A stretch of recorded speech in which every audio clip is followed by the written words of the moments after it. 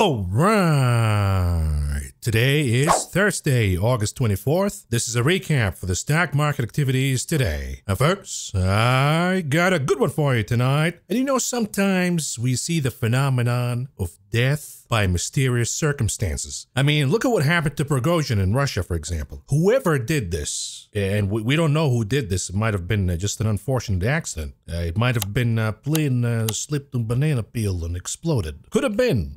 And whoever did this, it remains a death by mysterious circumstances. And today we got one of those in the stock market. You see, yesterday NVDA reported earnings. And of course, they can cook the numbers better than the Bureau of Labor Statistics, aka the kitchen. Oh yeah, China wants to order, how many? 40,000 chips? Oh, 40,000 to China. Saudi, 50,000 to China. Excuse me, Saudi. Oh, Joe Blow wants 20,000 NVIDIA chips? Guacamole on the side? Yeah, we'll count that in as revenue too. And of course, the media, the analysts, the perma monkeys, all of them were jerking off yesterday. You see, the AI mania is real, and NVIDIA is going to go to the moon. And there's no correction. The stock market's not going to crash. Who cares about Jackson Hole? Who cares about Mr. Payne? Who cares about anything? Inflation, nuclear war, the end of the war, it doesn't matter. AI. And today, of course, AI went kaput because NVIDIA gapped and crapped. Perhaps this marks the end of the AI mania. I mean, we kind of called it a few weeks ago when Microsoft reported, and the reason is we finally figured out that there's a massive cost to this AI mania. But of course, somehow for NVIDIA, the cost doesn't go higher. It's just the revenue. It's the beauty of this magical accounting. But folks, when we say it marked the end of the AI mania, at least we think right now, because NVIDIA marked what it's called a blow-off top. Big gap higher, and quote, acing, end quote, the results, whether you believe them or not, doesn't matter. It was good news, as good as it gets, really. Yet the stock reacts negatively and closes at the lows of the day almost negative, erasing about 10% worth of gains after the report came out. Now, think about it this way. When you have a stock that beaten, bruised, oversold, and then we get an earnings report, it's really bad. It's horrific. But then the stock reacts by doing what? Gapping down, then reversing midday, and closing positive. This is how you know that this is the bottom. But what we saw today in NVIDIA perhaps marks the top because it's a blow-off top. And while everybody was jerking off and saying NVIDIA is going to go to $1,000 tomorrow, there was some analyst, YouTuber doing a financial show from his garage who predicted that NVIDIA will gap and crap. I wonder who? The answer is yours truly. Take a look. If you followed this structure, you better hope that NVIDIA is going to open tomorrow at 510, 512, for example, and then it craps down. Because if that is the case, all what you got to do is buy the 520, so it can be equivalent in volume to the 510 that you sold. Now you got a credit spread, and your broker is going to allow you to sell the 500 calls that you got. If you can squeeze in $5, $6, $8, maybe you can squeeze the full $10. But again, to be realistic here, I don't think that NVIDIA is going to open at 510 or beyond. Maybe. If it happens, you know what to do. But my hunch is it's going to open maybe 500 at the pre-market, then it starts to go down to 495, 490, and then when the session begins, it craps down. And this is, of course, in reference to a trade that we put before NVIDIA's report came out. And it was an adjustment to an existing trade that was actually losing money. So all of you who are not following in the options tracker on Discord, you missed out on the revision of the structure because we opened the butterfly spread on the call side and we opened a put spread on the short side. And this way we managed to squeeze in at least a little bit of gain out of a losing trade. And a lot of you today, as you can see from the comment by the viewer, managed to squeeze in $2.50, $3, $4. I've seen as high as $5, but these orders were probably placed pre-market. And the trick was to book the gains from the butterfly spread and then turning it into a credit spread. And of course, you got the put spread, you just keep that just in case NVIDIA crashes tomorrow. But rest assured, folks, if you, for example, bought a lot of puts out of the money from NVIDIA and you got screwed today because the stock popped higher, then crapped down, and by the time it goes down to the strike price, well, you got the expiration date already, and the trade is kaput. Well, understand that the market maker is playing everybody right now. They stuck it up the ass of the bears yesterday. Today, they stuck it up the ass of the bulls. You got all of these zero DTEs, calls, massive volume, paid a lot of money for those, and they're all expired worthless now. And of course, if you look at the calls with the expiration date of tomorrow, 500 and above, the volume is insane. The open interest is insane. folks stampeded. They bought the Kool-Aid and they got slaughtered today. All of that money goes in the pocket of the dealer, aka the market maker. They stuck it to the bears yesterday, they stuck it to the bulls today, and the market maker ends up being the winner. And folks, the problem is, if you look at the NASDAQ, up about 36% for the year, but the majority of these gains came from 5 stocks only. We know what happened with Microsoft. All of this AI spending is going to kill them. We know what happened with Apple. Overvalued. The revenue is down. Net income is down. iPhone sales down. China down. Everything is down. Then you look at Amazon. Okay, they did a little better, but if the economy is going to slow down, or we have a lot of concerning data that we got this week from retail that suggests that the consumer is getting weaker rapidly. In the earnings call by Macy's, the key word was the speed of delinquencies. We'll talk about that in a minute, but even Meta, now folks realize that this is way overbought, way overhyped and overvalued right now, and they're going to have a lot of problems with cost because of the stupid threads and the metaverse spending that never really stopped, and now they're spending an arm and a leg on AI. And now we get NVIDIA,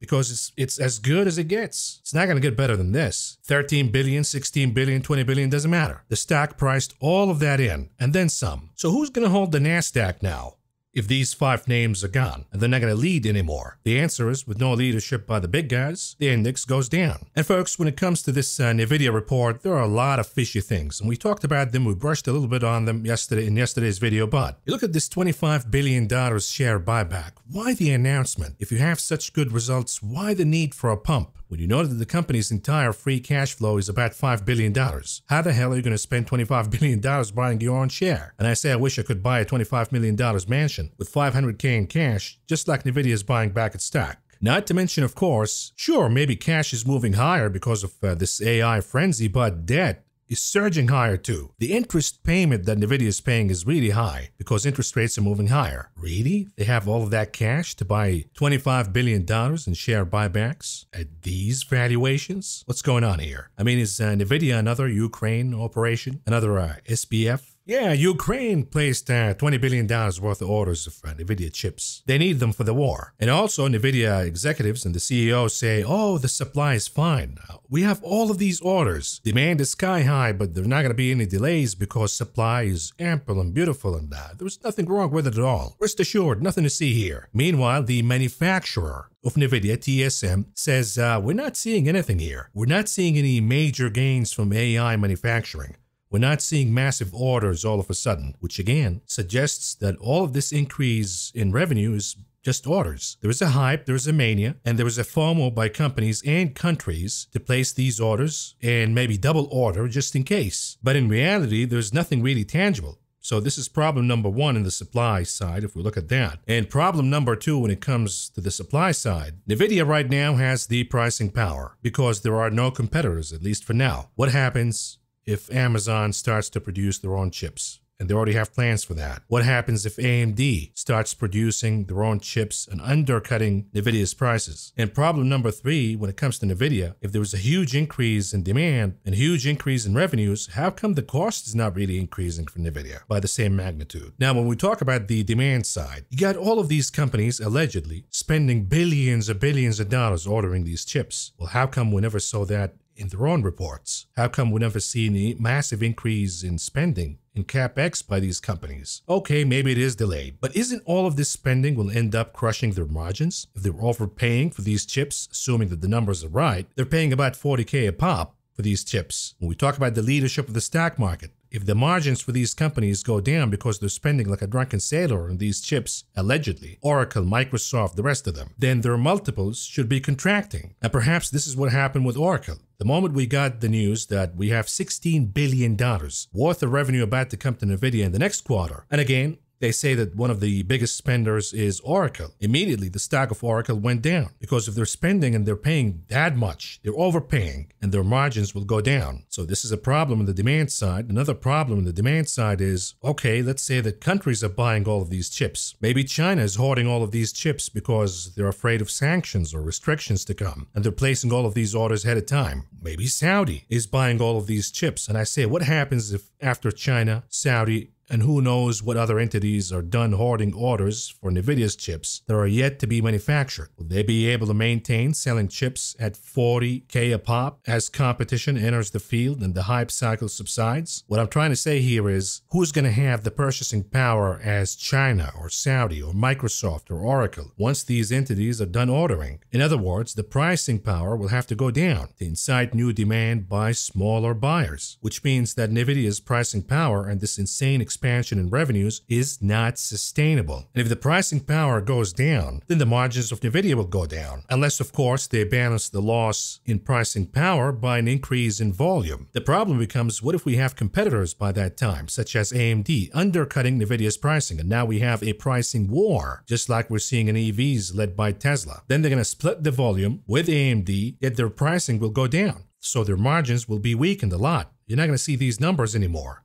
this kind of expansion anymore. Furthermore, we have a lot of indicators in the economy that we have a recession coming and the consumer is getting really weak. Number one, this could cause all of these companies or countries who placed all of these orders to pull back. Number one. Number two, if there is this recession, then the pricing power will diminish even more by NVIDIA. They're going to have to lower prices more and more and more, and the volume will go down because the demand will be down since we have a recession. In other words, as we talked in yesterday's video, this is as good as it's going to get for NVIDIA, and therefore not surprised by the reaction of the stock today. And the last thing I want to say about NVIDIA is, you hear these clowns on TV saying, oh, but this is perhaps the beginning of a revolution, such as the iPhone. Understand that in the introduction phase of any product, a successful product, a mass product, you have a balance between price and volume. Example, when Tesla produced the Model S about over a decade ago, the price was really high, the quantity was really low, they produced just a few cars, and the demand was also low. Therefore, they had to charge an arm and a leg, increasing prices on the early adapters. And then what happens is, as we see saturation of the product in the market, what happens is the company reduces the price of the vehicle in lieu of an increase of the volume of sales, and then the product becomes successful and profitable. Another way products could enter the market is by lowering prices to increase the volume of sales dramatically in the beginning, and that's how they start to saturate the market. Not by using the early adopters. Certain businesses will have to say, oh, buy two, you get one free, or buy 150 off, to excite the demand in the beginning. Because the product is not known, the product will have tremendous challenges entering the market with advertising alone. So this is how we see products, successful products, entering the market. Either the price is really high in the beginning and we see the early adopters buying the product, and then over time the pricing goes down, but we see the volume of sales moving higher. In other examples, we see the pricing starting way below and the volume of sales starts really high, but then the excitement starts to go down and we see folks who become used to the product, regular consumers, and now the company can balance the success of the product by increasing prices in exchange of a reduction in volume, and the product becomes sustainable and starts succeeding in the market. Now, when we talk about revolutionary products, such as the iPhone, the beauty of these products is they start small. When the iPhone, the first one, came out, the pricing was low and the adoption, the volume of sales was also low. Over time, gradually, the pricing increases along with the volume of sales. The reason why the iPhone is the most successful product in history is it enjoys high pricing and high volume too. So the pricing increases gradually, the adoption rate increases gradually, and we see the volume moving higher, volume of sales, of course, but so is the pricing. And there are very few products that can achieve this kind of success because usually there's a sacrifice, either from the side of volume or the side of pricing. Now, when they say, oh, NVIDIA's chips are the same as the iPhone, the character of what's going on with NVIDIA's chips doesn't really fit the description of a revolutionary product. What it actually fits is a hype cycle, a mania, a sudden increase of demand. We see a shortage of supply causing an increase in pricing. That is called transitory inflation. And we've seen that before. In the pandemic, for example, with the jabs, with the sudden surge in demand for toilet paper and many other products that jumped in price, and then the supply came out and prices went down and things normalized. And the same thing is happening with NVIDIA's chips right now. We have a sudden increase of demand because of what? Because of the AI mania. There was a gold rush, and all of a sudden supply is not here, pricing goes higher, and NVIDIA's revenues explode higher. But then what happens? The supply comes in. The supply from who? From competitors. And then the pricing power goes down, and the increase in the growth rate of revenues in NVIDIA also slows down and normalizes. In other words, we're pumping the stock, we're expanding the valuation and the multiple based on a transitory increase in demand because of the mania, which will come and go. And I think a lot of investors today caught up to that fact. Anyhow, enough talking about NVIDIA here. Let's talk about the economy because it ties in. When we look at all of these companies, Oracle, Microsoft, spending billions of dollars on NVIDIA's chips, overpaying for these chips 40 grand a piece. What the hell are they thinking? We have a recession in hand coming. You know, when we covered the earnings by Macy's, they said that we're seeing an increase in the speed of delinquencies. Today we got Nordstrom. Here it is. The headline rates, Nordstrom shares give up gains after warning on slowing sales trends and a cautious consumer. The CFO says, we continue to see cautious consumer, adding that consumer credit card delinquencies are now above pre-pandemic levels. Are you listening or not? You look at what's going on in the retail cohort. We talk about, the resilient consumer and how robust and resilient the economy is. Bullshit. If that's true, then what's going on in retail businesses in this country? You look at the XRT. That's not in a bull market. That's about to crash. The XRT, the retail ETF. You look at Macy's stock. Horrific earnings. It's over. That's what they're saying. It's over. From this point on, they're going to start closing stores. They're going to start laying off employees. The debt problem is going to start to catch up with them as interest rates go higher. You look at what happened with Dick's, DKS, one of the best retailers in the country. Massive crash, erasing the entirety of the year-to-date gains in one day because now margins are falling apart. They say it's because of theft. Sure, maybe some of it, but the consumer is getting annihilated out there. With the recent increase in energy prices, they have to cut down elsewhere. So we have stagflation in the economy. You look at the ticker BBY, Best Buy. This one appears to about to crack. Head and shoulder, it's going to collapse. You look at Foot Locker. Already crashed. You look at Nike, it's already crashing and it's going to crash more. It's oversold for now on the short run. This is why we have a long trade on it. But you look at the long term, the weekly chart, and the weakness in the consumer here and in China. This baby is about to go down. Same goes with Starbucks. You look at the weekly chart, Head and Shoulder, that's going down. They're not going to be able to sell $7 cups of lattes anymore. The consumer is getting annihilated out there, folks. And even a company like Disney, look at what happened to the stock right here. Weekly chart, that's collapsing now. It's about to take out the 2020 crash lows. This is a bull market. This is a robust and resilient and healthy economy. We are in expansion now. What the hell are these people smoking, folks? And of course, now all eyes are going to be on Jackson Hole. Are we about to see and witness the return of Mr. Payne? If Mr. Payne comes back, buckle up, the stock market is going to crash. And Mr. Payne has a challenge on his hand right now, a big one. You see, as the long end of the yield curve started to move higher, the 30, the 10, but the shorter end remained static. We have seen bearish steepening. And every time we look at this chart, it's a little lagging because it's a few months ago. So the update is the red line, this is the yield curve. And right now it is steepening, it's moving higher. And in black you see the SPY, it's moving down as we're talking right now. But historically speaking, every time we see the yield curve moving from inversion to steepening, the stock market crashes. The dot-com bubble, the 08 crash, the 2020 crash. And now we're steepening out of inversion. And this is why the stock market is going down. And if this continues, we will see the market crashing. And the reason is something is going to blow up here in the process as yields on the long end continue to go higher and higher and higher. So for Jay Powell tomorrow, the mission is to talk the 10 to the 30 down. How would you do that? You would say no cuts. Yield curve, go back into inversion. Don't steepen right now because I'm not cutting. No way. But at the same time, I'm not hiking. We're just going to pause and hold here. So please, the long end of the yield curve, cool down a little bit. I want to buy a little more time. The problem is it's not in the hands of Powell anymore. It's in the hands of the BOJ. It's in the hands of the Treasury Department with the deluge of issuance coming, which by the way will stress the Fed's repo facility. That's another one coming. And now we see more demand for bonds versus equities. Why? Because when we see the steepening of the yield curve, it probably marks the top of the yield in the short end of the yield curve. That's the assumption of the yield curve is steepening and the 10 and the 30 moving higher. And soon enough, we see the short end, the yields moving down. And that's as good as it's going to get. And we see FOMO. Folks want to lock that yield, that risk-free yield at the shorter end of the range. We're talking about 5% plus in certain bills and notes. So now we have a FOMO into buying bonds in the short end. And all of a sudden, Powell has to stop that somehow. The problem is, I don't think it's in his hand. I don't think he's in charge here. Because we talked about China dumping. We talked about the BOJ about to dump.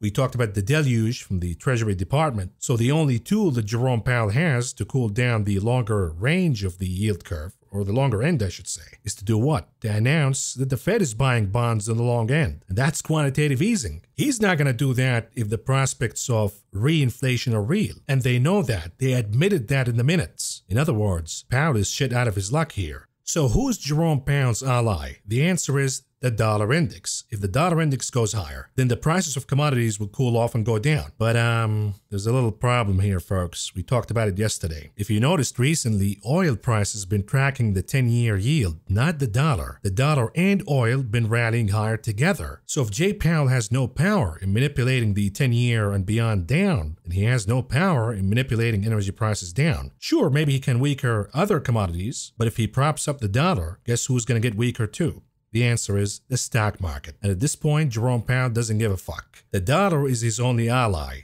to control inflation and to take financial conditions to become tighter again. And that way, he doesn't have to do a lot of tightening by raising rates and pushing the 10-year, the 30, and the 2-year higher again. The dollar is his ally, and his job is to prop it higher tomorrow, which means stocks, if that happens, will go down big. And the problem here is we're not talking about the stock market that is down 20% for the year, and oh, Mr. Powell can't really crush stocks anymore and he has to be really careful. No, stocks are blasting higher for the year. They're giving Jerome Powell the room. Go ahead and prop up the dollar higher. Go ahead and cut equities prices by 10, 20, 30%. Then, let's move on and review the morning brief before moving on. And here it is. I said, good morning, the dollar and yields are rebounding today, which will add pressure on equities and produce a gap and grab. Yet the overbought technicals in the Dixie will determine how stocks will open. Of course, all eyes on the Dixie 30 minutes chart.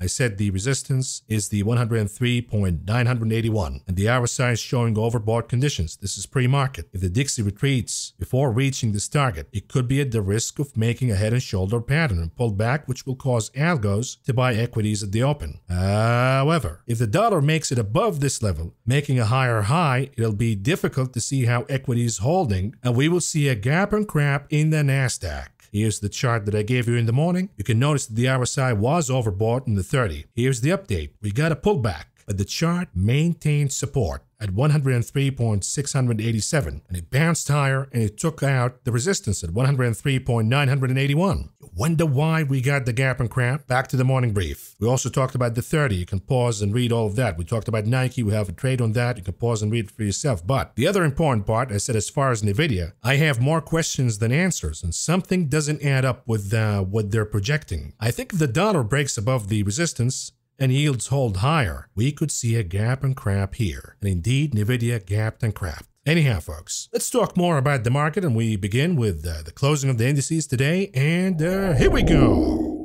The Dow Industrial Average down in the red, losing 373.56 points or a decline of 1.08%. The Nasdaq down by 256.06 points or a decline of 1.87%. The S&P also down in the red, losing that would be insane. Maybe tomorrow, but for now, 59.70 points or a decline of 1.35%. We look at these sectors, down in the red, all of them, shame on all of them, led by technology, communication services, and industrials. The winners year to date are losing today. We look at the breadth all in all, the NYSE 23% advancing versus 75% declining. The NASDAQ 26% advancing versus 70% declining. A look at the 52-week highs versus the 52-week lows in the NASDAQ. 31 highs versus 187 new 52-week lows. The breadth is awful, which means we should at least see a rebound in the overnight session. But the pressure is real here. The question now becomes, can we go down even more? The answer is absolutely possible. We could see 15% advancing, 10% advancing. We have seen even 5% advancing before. But if that happens, it would mark a bottom. On to commodities. What do we see here? The dollar rebounding by about half a percentage point, and we see commodities down across the board, led by metals. We see grains down, softs down. Meats held up a little better, led by lean hogs. Some grains did a lot better, such as oats up about 4%, but energy has been tracking yields. Not so much the dollar. But then we see natural gas down about 4% for the day. So is natural gas tracking the dollar, while crude and maybe diesel are tracking yields? It seems to be the trend as of late. Keep an eye on that. And why is that important? Jerome Powell has to either lower yields or increase the dollar higher. If he cannot really talk yields down, but he can talk the dollar higher, then which commodity will do best? The answer is, at least based on the trends that we've been following recently, crude oil. We move on to the options market, aka the big casino. What do we see here? The volume moved higher, but moved higher based on what? A lot of call options buying, which is the trap we told you folks in the weekend video. We're looking for a transitory rebound. It's going to stall at some point, and we gave you the targets. We'll look at the charts in a minute, but it's going to move down again. Don't be sucked in here. I showed you this chart. It was pretty much at the one line, which is 50-50 puts versus calls, the 5 days average. And I told you it's going to dip down a little bit, and that will be the trap as folks resume buying calls, thinking that the correction is over. Then what happens? We see it rebounding higher. And we see a lot of buying of puts to extremes. You see the sign here says fear. We're going to get to extreme fear, and that will be the climax, and then the real rebound happens. We move on to the unusual activities that took place in the options market today, and we begin with the big one, IWM. Some would argue the leading indicator for the stock market. Well, look at this. Massive short bet here. Somebody bought the 174 puts for the expiration date, October 20, with expectations that the IWM will go down or lose more than 5% of its value by then. They paid about $2.50 a piece to enter this trade, all in all spending about $12.5 million. And again, you can pause and read all of these trades that I'm highlighting for you, but in the interest of time, because I'm running a little late here, I'm not going to read them for you. But notice the trend, folks. Buying puts in Disney, buying puts in the SPY, with targets of pullbacks ranging from 7 to 9%. Buying puts on Bank of America. On the bottom, buying puts on the SMH. So these unusual trades are betting against what? The Russell 2000, Disney, the Dow Jones, the S&P, the banking sector. I've been saying keep an eye on Bank of America here. Something big is about to happen. And they're betting against chips and technology, fading the rip in NVDA. The sentiment underneath it all. Forget about the volume of calls versus puts. The smart guys and gals who are using and doing all of these trades are betting for more pain to come. We move on to the heat map for the day. What do we see here? Bloodbath across the board. Few exceptions. NVIDIA, which was up a lot in the morning and closed pretty much in the flat line. But we see pain across the board, with the yields moving higher, with the dollar moving higher. Everything is under pressure here, even energy. But my hunch is if the long end of the yield curve starts to move higher again, then energy is going to catch a bid. You see some of these declines, they're absolutely stunning. You look at Boeing, down about 5%. Now, of course, we got some news for Boeing, but when you look at chips, it was supposed to be their day. NVIDIA aced earnings, allegedly. Why is AMD down 7%? Why is Broadcom down about 2.5%? Why are the suppliers, AMAT, down about 4%? ASML, down more than 4%. The software AI plays, ServiceNow, down about 3.25%. Oracle, down over 4%. Adobe, down almost 3.5%. Look, I have no idea what's going to happen. Nobody knows that for sure. But this is what tops look like. You get the good news, but you get negative reactions. And they're big. High volume, big percentage declines. Something to keep in mind. Could it be a trap that they're trapping the bears today? Sure, could be. And J. Powell comes out and saves the day? Possible. But if you look at all of these indicators, they're saying down we go. We move on to the heat map for the ETFs. Red across the board, led by what? Led by chips. SMH, SOXX, SOXL, down big. Look at the inverse index for chips, SOXS, up about 10% today. And we see severe losses in US large cap growth and IWF, VUG, but value was down, mid cap was down, small caps were down. A lot of pain in the XRT retail, the XLY consumer discretionary. We have the KRE as the exception, closing in the green, and we talked about why that happened on Discord, but it's not going to last. Then we'll look at really unusual because natural gas futures were down, but the UNG was up, BOIL was up too. What's going on here? An indicator that perhaps futures were wrong and we should see a bounce in natural gas tomorrow? Who knows? Let's do some charts and then wrap it up. And the most important thing to point out, because everybody's talking about it, you look at the daily chart for the SPX. Are we seeing a head and shoulder formation? And if we are, it's going to be the top. How do we confirm that? If the chart loses 4,337.85 for support, I'd be as conservative as losing 4,300. You look at the NASDAQ, the NDX. Is it a head and shoulder topping pattern? If it is, then it's going to be the top. And folks, we have signs that we're about to see massive acceleration of the selling here. Again, maybe J. Powell saves the day, but if you look at the charts alone, this is the NDX again. Look at what's going on in the MACD here. It was supposed to cross a positive crossing, ending the bearish momentum and beginning a new bullish momentum. And that's how we know we get the confirmation that the correction is over and we should be buying the dip. Yet when we see the MACD indicator curling back, abandoning the cross, and looking for more downside. Usually, we see a lot of losses to come. We see huge flush downs. Let's expand the chart a little bit and look for similar patterns. We go back to September of last year. We see that the MACD indicator was about to cross, forming a bottom, giving us a buy signal, but it changed its mind and started to go down. Said, you know what? I think I want to go down a little more. And it produced a drop of double digits, almost 18% top to bottom. We expand the chart a little more. We have seen the same pattern earlier in 22. The MACD was supposed to cross and perhaps signaling a bottom. It's over. Higher we go from here. The correction is over. But it changed its mind and started to go down again. And that produced a decline of about 18% top to bottom. We expand the chart even more. We go back to 21. We see the same phenomenon. MACD was supposed to cross, then changed its mind for some reason and started to trend down. And this produced a double digits correction, double digit declines. We've seen it back during the crash of 2020. It was supposed to be the bottom. The MACD indicator was supposed to cross, but it had a change of heart and it went down more. And that produced a drop worth about 25%. So what we're seeing right now, if the MACD continues to go down from this point on, understand that we have a big drop coming. Anyhow, let's talk about the charts. We begin with SPY, an hourly chart. Look at this. Yesterday, we were talking about a bull flag, but I warned that the bull flag will produce a gap and crap. Take a listen. We got the pop today. Yesterday was inconclusive. You could have made a bearish case. You could have made a bullish case. Today we get the reaction. It was bullish. And now we have consolidation at around 443 in a bull flag consolidation pattern. But the RSI on the hourly is becoming overbought now, which means, let's say we get a NVDA related pop in the morning. It could be a gap and crap. I would say that the risk for a gap and crap tomorrow is highly likely.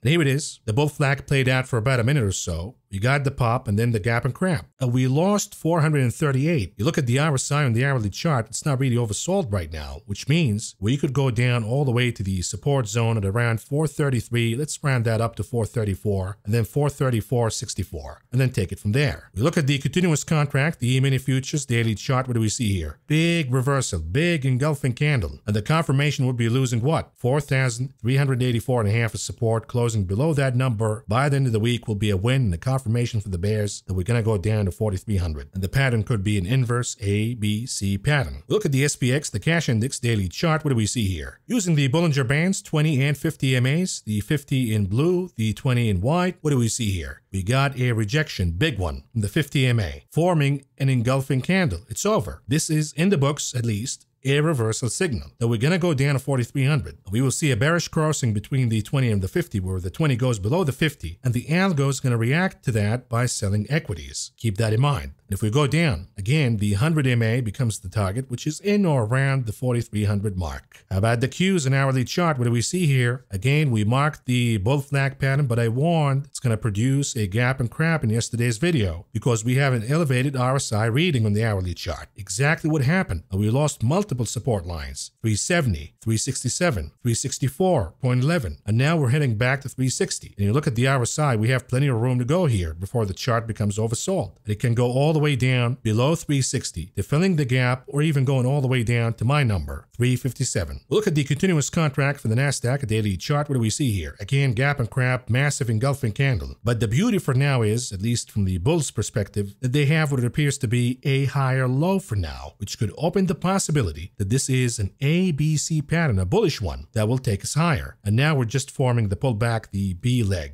The problem is, if we lose 14,675, then you know that this is not the case. And down we go. If we close above 15,000 by the end of the week, then it opens the path that the ABC pattern, the bullish one this time around, could be a possibility. We look at the NDX daily chart for the NASDAQ 100 using the Bollinger Bands, 20 and 50 MAs. What do we see here? Rejection from both the 50 and the 20, forming a bearish engulfing candle. We're going to see the crossing, folks, the bearish crossing between the 20 and the 50. The algos will sell. So where do we go next? The answer is the 100 MA, which could be in or around my number at 14,484.5. 0.54. We look at the IWM. What do we see here? We got a gap and crap, a rejection from 186.30. We lost 185, and now we're consolidating and forming a bear flag pattern, threatening to lose 183.20 as support. You look at the RSI, we have plenty of room to go to the downside all the way to 182. Here's the problem. 182 could be broken too. You look at the daily chart using the Bollinger Bands, the 20 MA in white and the 100 MA in blue this time. The chart is consolidating in a bear flag pattern above the 100 for now. The buyers are not showing up, so the sellers are gonna. And once we lose the 100, we have a flush down all the way to filling the gap at 175.65. That would be a decline of about 4% or so. You look at the RSI on the daily, plenty of room to do that. What about the Dixie, an hourly chart? What do we see here? Above my number, the resistance for now, but it is overbought at this moment, at least at the time of the recording of this video. If you happen to be bearish to the stock market, you want to see overnight at least the Dixie pulling back and erasing these overbought conditions. And you look at equities, at least the futures, rebounding higher overnight and erasing the overbought conditions. And then we open in the morning and we see the Dixie rebounding and moving higher again and equities crapping down. This is what you want to see as a bear. But look at the daily chart for the Dixie. What do we see here? Over the weekend, we talked about the crossing, and then what? The chart becomes overbought and there is the possibility. I mean, it's inevitable at this point. The question now becomes, is it going to happen tomorrow or next week? That we see a pullback, a retest to this line of support this time around. And then maybe we see the Dixie rebounding. If we see the revisit to the trend line tomorrow, then equities are going to rebound. Gold would continue to go higher. It's going to be saved by J. Powell. That would be the headline. But in reality, when you open the hood, it's because the Dixie pulled back. But what if the Dixie wants to just get it over with? Give it another shot, a big one, become really, really overbought, then make the pullback next week. Something to keep in mind. For now, we look at the old man gold. What do we see here? Maybe a possibility of a bull flag consolidation pattern. If we see the Dixie pulling back tomorrow, then gold is going to play this bull flag formation and equities are going to rebound. Keep that in mind. Then you look at silver, big pop higher, and now what? It's stalling for now, and there is nothing to see. If the dollar continues to go higher, silver will go down, and if the dollar pulls back, then we see silver moving higher even more. We use the Bollinger Bands, we use the 50 MA, we see that silver now is at the moving average. If it loses that tomorrow, then we know that Dixie is moving higher and silver and gold are going to cramp, and so will equities. Then we look at the daily chart for the UK oil. Brent, what do we see here? We got the head and shoulder formation, but we haven't lost support yet. You look at the RSI, it is in negative divergence. You look at the MACD, it is in negative momentum. But oil has been tracking yields as of late. If Jerome Powell fails to cool down the 10 to the 30, we see them moving higher again, then oil is going to rebound and start to trend higher. And vice versa, of course. We look at the shorter end of the yield curve now, the 2-year, the daily chart. What do we see here? Consolidating, and my hunch is it wants to go higher. Maybe J. Powell says, oh, we're not sure about inflation going down. Maybe we have another hike coming, and we see the 2-year moving higher. But what if we see the 10 and the longer end going down, and we see re-inversion of the yield curve? This is what Powell wants to do for now. And what we see is that the 10-year, if you look at the RSI in negative divergence, you look at the MACD indicator starting to show some negative momentum here. But for now, the pattern is of higher highs and higher lows, indicating that the stock wants to go and make a higher high. Unless, of course, it cracks below support, and we have plenty of them here. We have to wait and see. Then you look at the 30, this is a daily chart again. Negative divergence in the RSI, negative momentum in the MACD indicator, but it is holding on a steep trend line for now. And if it pulls back, 420 will be a good support. But again, we're waiting for what's going to happen to the yield curve tomorrow. More steepening, the market will go down. Re-inversion of the yield curve, then we will see equities recovering. Simple as that, folks. Then we'll look at the volatility index, the VIX. What do we see here? It popped higher. Bullish engulfing candle. Bearish engulfing candles on the NASDAQ and the SPY. Bullish engulfing candle on the VIX, suggesting that we're going to pop higher. And the VIX closed above 17.08. That is bullish, not bearish. And recently we've been seeing the phenomenon. It used to be crush the VIX Fridays. Now it's pop the VIX Fridays. We look at Apple, the big kahuna, an hourly chart. What do we see here? Went from oversold to overbought. Look at the RSI. And it crapped right away, and it lost the trend line. Now it has plenty of room to become oversold again, maybe a retest of the lows. We look at the daily chart for Apple. What do we see here? A rejection from the 20, and it lost the 100 MA, as you can see in blue. That is bearish, not bullish. Look at the MACD indicator. We see the phenomenon. It's about to cross, but change of heart, and it starts to trend down again. We see a big flush down in Apple, unless, of course, what? Unless Jerome Powell saves the day. Look at Tesla, an hourly chart. What do we see here? We got a big crap candle in the morning forming another bear flag pattern. It appears that it is playing out, maybe forming an inverse ABC pattern. That could take us all the way down to 225, 220, we'll see. We look at the daily chart for Tesla, what do we see here? It is above the 50 MA for now, but it's having a hard time crossing above the 20 MA. It's running out of time. It needs buyers. If the buyers don't show up, we see it going back to the 50 and they're losing the 50, oh boy. It's going to be a big sell signal, big short signal, and you look at the RSI, there's plenty of room for more downside here. Lastly, we look at Bitcoin, what do we see here? Oversold, check mark. But did it cross and close above 26,555? The answer is no. Unless that happens, it's a bear flag pattern. And if the buyers don't show up, the sellers are gonna. We will see another leg down in Bitcoin. Lastly, moving on to the conclusion of this video, what do we have on the economic calendar tomorrow? We have the final reading of consumer sentiment in the University of Michigan. And then, of course, the event of the day is Chairman Powell from Jackson Hole will cover it live stream for the top guns. Either you're in or you're not. But folks, if you happen to be in our Discord, I'm gonna be in an appointment from 9:30 all the way till the close. So we're gonna do the chat in the first half hour. I'm gonna be in the chat room. Then from 7 Pacific time, I'll do the live stream for the top guns all the way, let's say to 8:30. And then I'm gonna have to bail out. With that, folks, this is all I got for you for now. Thank you for listening. Thank you for watching. And by popular demand, I'm gonna replay this outro. So enjoy, and I'm going to talk to you again over the weekend. Good night. Oh, I'm going to Wyoming this weekend. Apparently, there's a hole in Jackson. I'm going to see if I can help.